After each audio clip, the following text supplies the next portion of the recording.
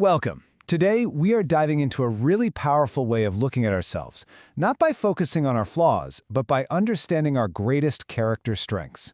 And let's kick things off with this quote from psychologist Martin Seligman, because it perfectly captures a huge shift in how we think about the human mind. He basically said, hey, what if we stopped only trying to fix what's broken and started building up what's already strong? You see, for the longest time, psychology was almost entirely focused on mental illness, on damage, on dysfunction. And don't get me wrong, that work is incredibly important, but it was really only telling half of the human story.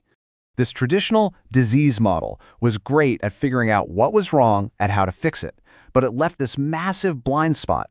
What about our strengths, our virtues? What about our ability to not just get by, but to truly thrive and flourish? So, this gap led to a whole new field called positive psychology.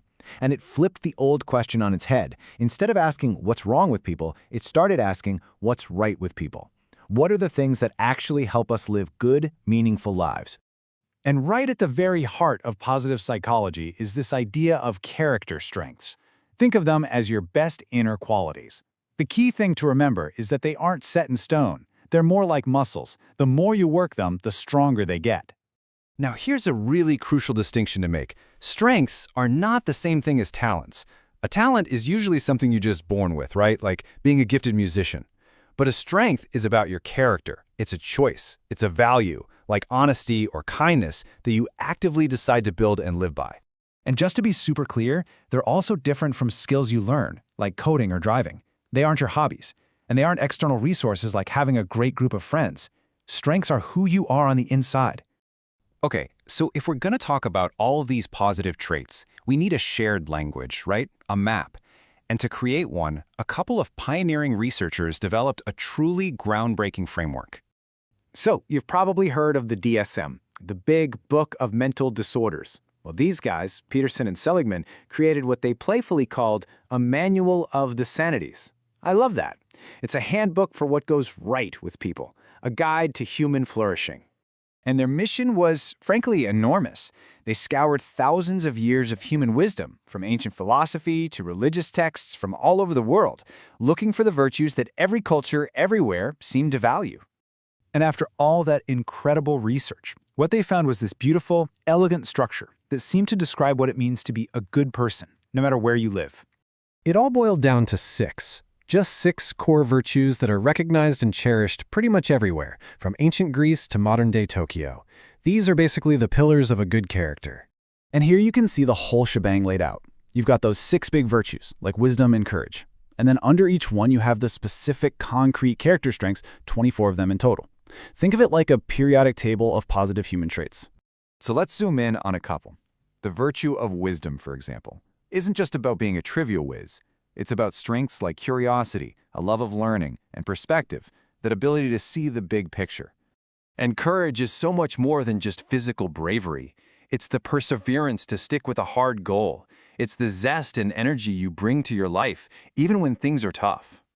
Humanity is all about our connections with others. It's the capacity for love, that simple act of kindness to a stranger, and the social intelligence to understand and navigate relationships with compassion. Then you have temperance, which is really the virtue of balance. It's about protecting ourselves from extremes. It's having the self-regulation to stay disciplined, the humility to admit you don't know everything, and the grace of forgiveness. And finally, transcendence. These are the strengths that connect us to something bigger than ourselves. This is where you find things like gratitude, hope for the future, and a sense of spirituality or meaning in the universe. Okay, this is a fantastic framework. But you're probably thinking, so what? How does this apply to me? Well, this is where it gets really personal, with the idea of signature strengths. So here's the deal. We all have all 24 of these strengths to some degree, but for each of us, there are a handful, maybe 3 to 7, that are our go-tos. They're the ones that are most core to who we are. They are, quite simply, the real you. So how can you tell which ones are yours? Well, there's a really simple 3-part test. First, it feels essential, like you couldn't imagine being you without it. Second, using it feels effortless and natural. And third, when you use it, you feel energized, not drained. And this is why it all matters. The research is incredibly clear on this. When you identify your core strengths and then intentionally find ways to use them more in your daily life, it's a direct path to more happiness, better achievement, and stronger relationships. Which leads us to the final and most important question of all. Thinking about this framework, from kindness to curiosity to leadership, which strengths truly define the real you? Because once you know the answer, you can start using them to build an even more amazing life.